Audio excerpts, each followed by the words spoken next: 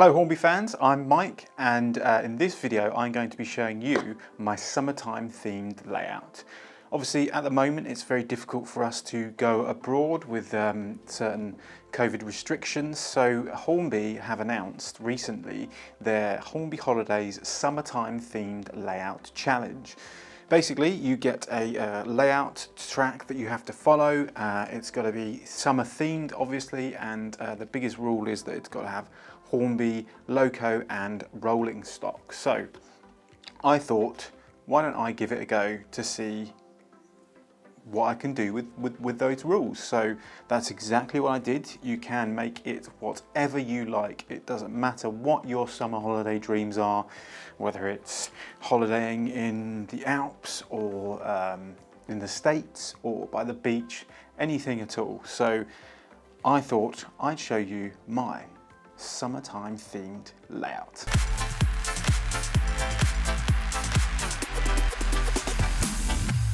So here it is. It's lake themed. If anyone has heard of the film Friday the 13th, Camp Crystal Lake, you'll notice a few touches from that movie put in across the layout. I wanted to take you through a little bit of what I did on the layout, how I did it. I am in no way an expert at all. I have made one scenic diorama and I've had some tips from you at home and from Wally as well. So I've been kind of on the fly with it.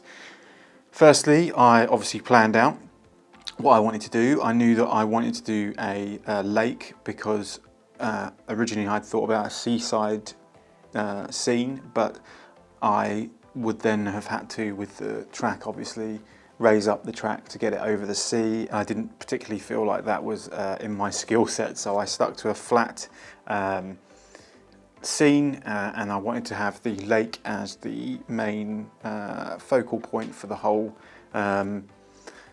layout. So firstly, after I'd planned everything out, I laid down my track all the way around as per the track plan.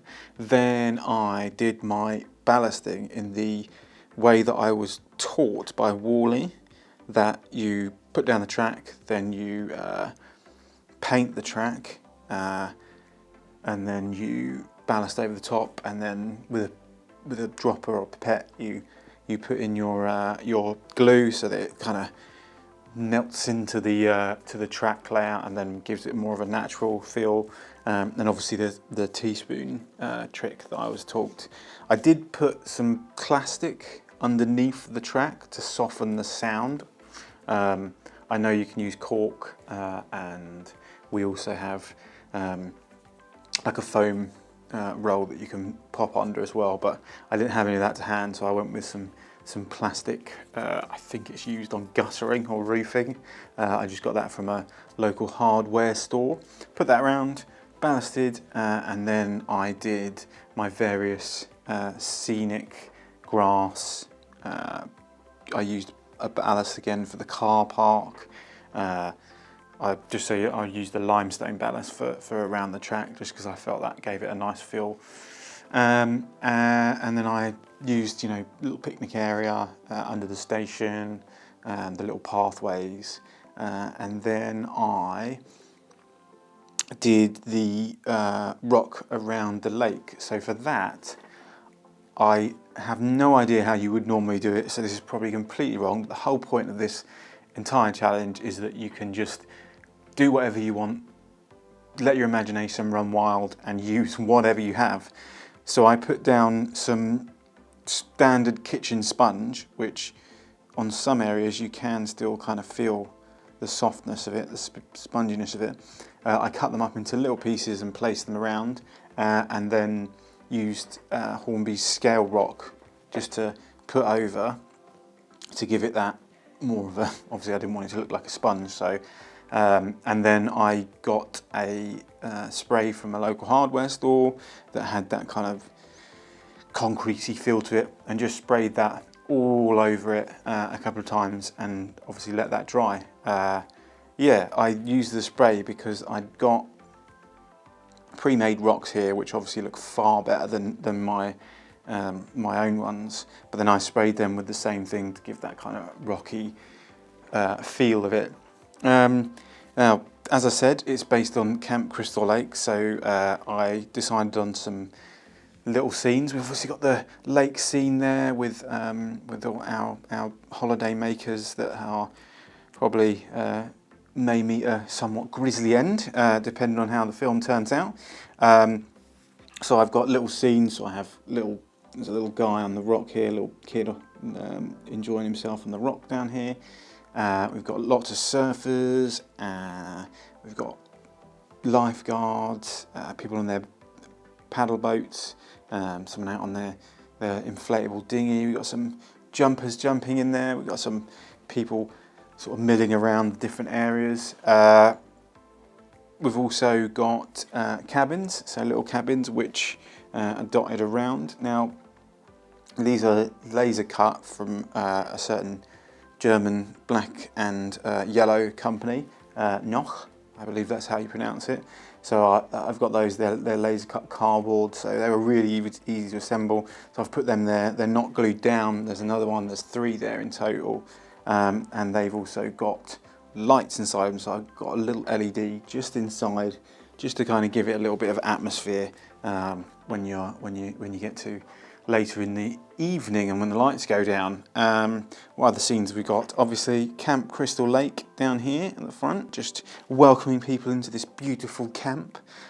We've got some Oxford die-cast cars dotted around, a lot of VWs, camper vans, etc.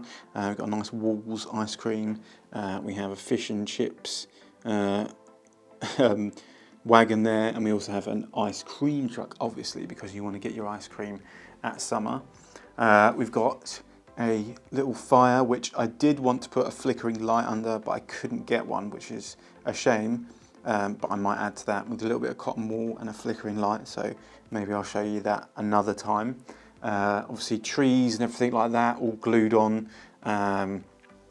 We've got some workers down here working on. We've got a guy who's been sawing at the tree, so we've got a fallen down tree there.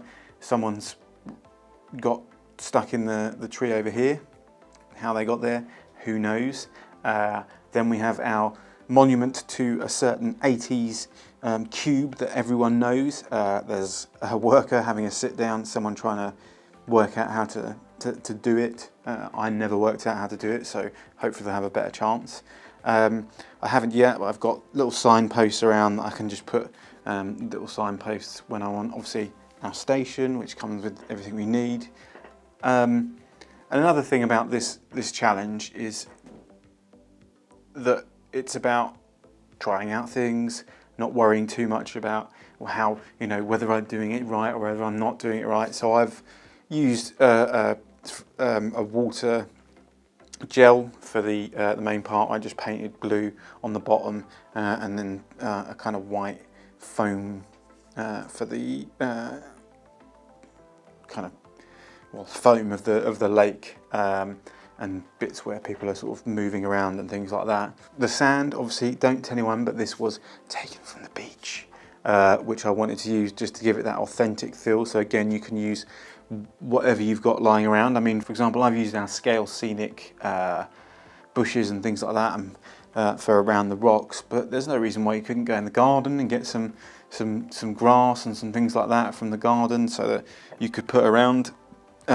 It's all about being creative and making whatever you can with it. So what else have we got? Little scene down here. So another reason for this challenge is that yes, you could do it on your own, of course you could, but you've got plenty of time, so you can take your time with it. But we also want to encourage you to get your friends and your family involved, really kind of make it a something you can get everyone together and have a good time making together and share memories. So I enlisted the help of 2 people from Hornby.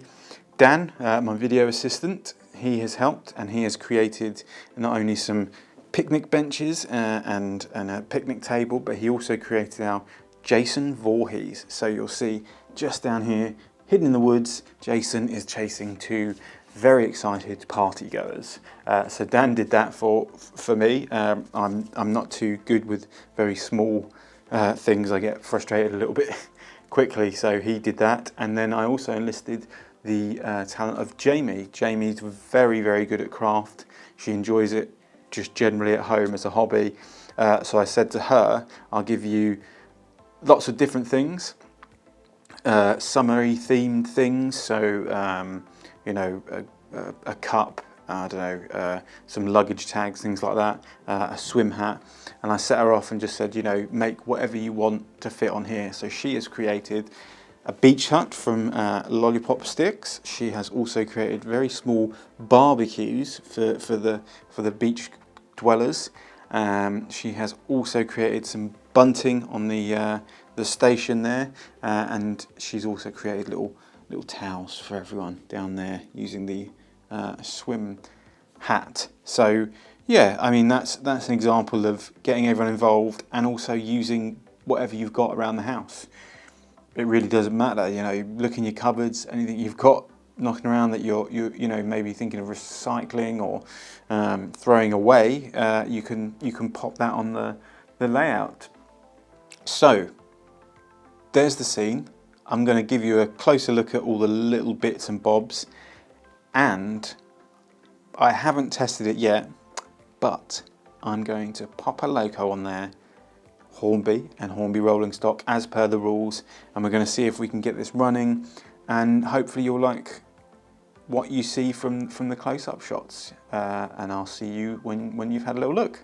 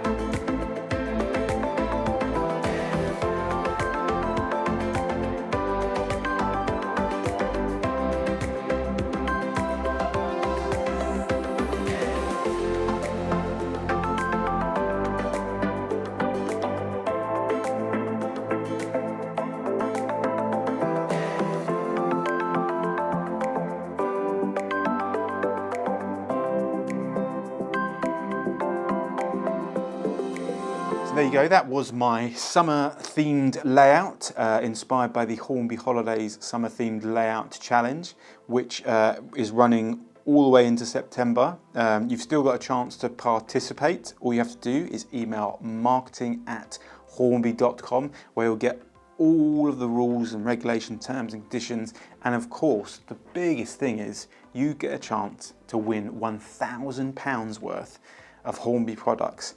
Now, not only is that a great reason to do it, but obviously, you know, a British summer, it's warm sometimes. Right now it's really warm in here, but sometimes it rains and you've got to get out, and maybe you're in somewhere in the world where summertime's a little less warm, or maybe you're just, unfortunately, hopefully not, self-isolating, and you want to spend a little time making a layout together with your family and your friends. So why not give the Hornby Holidays Summertime Layout Challenge a go? This took me around a week, in between obviously filming other things and bits and bobs, and it was really fun. I mean, again, I always take your opinion. I'm not involved in the competition, so unfortunately I can't be judged or win that amazing prize, but it'd be great to know what you guys think at home of this layout, and if you've got any tips, tricks, anything like that for my next layout, which I'm sure will come eventually. So thanks again as always for watching. Don't forget to go to hornby.com for more details. Email marketing@hornby.com to participate for your chance to win £1,000 worth of Hornby products. And above all, if you are involved, I really do hope that you enjoy this as much as I have enjoyed putting it together. Thanks for watching. Don't forget to like and subscribe, and I'll see you next time.